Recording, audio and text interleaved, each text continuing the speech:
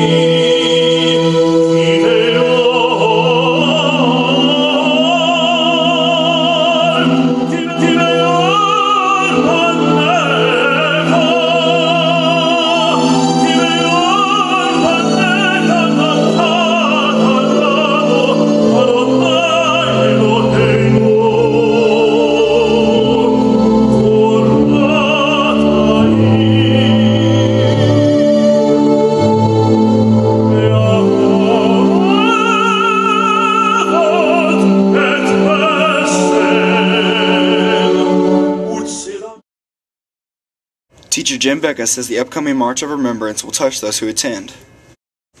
Now, has the Holocaust affected you or anyone else you know still to this day? One of my close friends had 85 relatives that died in the Holocaust, and I have another friend whose entire family was wiped out. They were the only survivor. And that's hard for a lot of people to imagine. Can you imagine your entire family, all your aunts and uncles and everyone who were murdered? And to my understanding, you also had an uncle that was in the Holocaust, right? Could you please tell us about him? Yeah, he was a professor at Charles University, which is the oldest university in East Europe.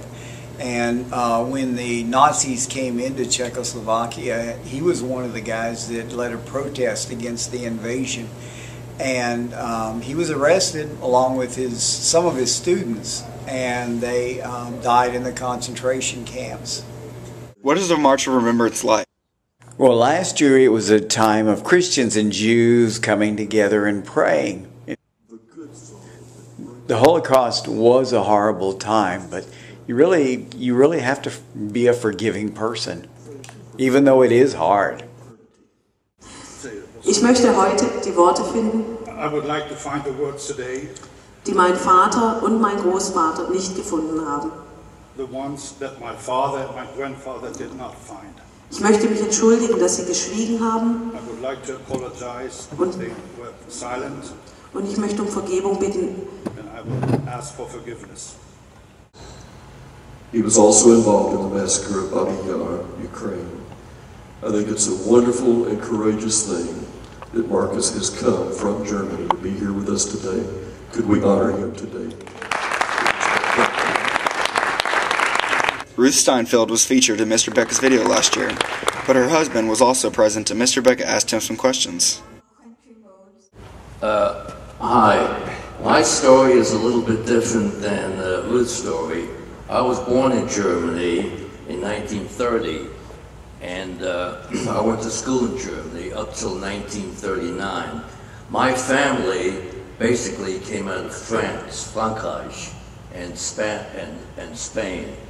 And they left at that time during the Inquisition, which was 1500. And they settled on the east coast of the Rhine River. And then I was born in Hameln, where the Rattenfänger come from. Wissen Sie? Yeah. And but I went to school in Germany. My parents were proud Germans. There was an expression that they used to say, "Ich bin ein Deutscher und dann bin ich ein Jude," which means I'm a German and then I'm Jewish. They were very proud to be German Jews. My grandfather fought against the French, and my great-grandfather fought against the French. That's the Franzosen. And they were very proud. My father was in the First World War fighting for Germany. And Germany, the German Jews lost 15,000 people, German Jews fighting for Germany in the First World War. So they were extremely proud. Life was good up to about 1933. And then things started deteriorating slowly. And it got real bad in 1938. And we left right before Kristallnacht. Kristallnacht is the night of the broken glass. We were on the boat to the United States at that particular time. That's my story. I was extremely lucky because we got out just in time. If it would have been another couple of weeks, we would not have made it. So I was one of the lucky ones. Yes, sir. A lot of people want to know, why did more Jews, they didn't see it coming? The question was why. They saw it coming, but they didn't realize the magnitude of what was coming. They knew Hitler was a bad hombre, as you would say in Spanish, but they didn't realize how bad he became. At first, he asked that the Jews would immigrate to an island off Africa called Madagascar, but that didn't work.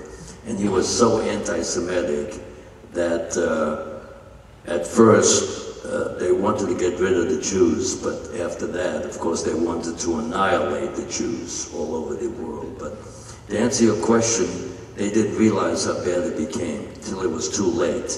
And the last ones that got out was in 1940, when a bunch of Jews went to Shanghai, China.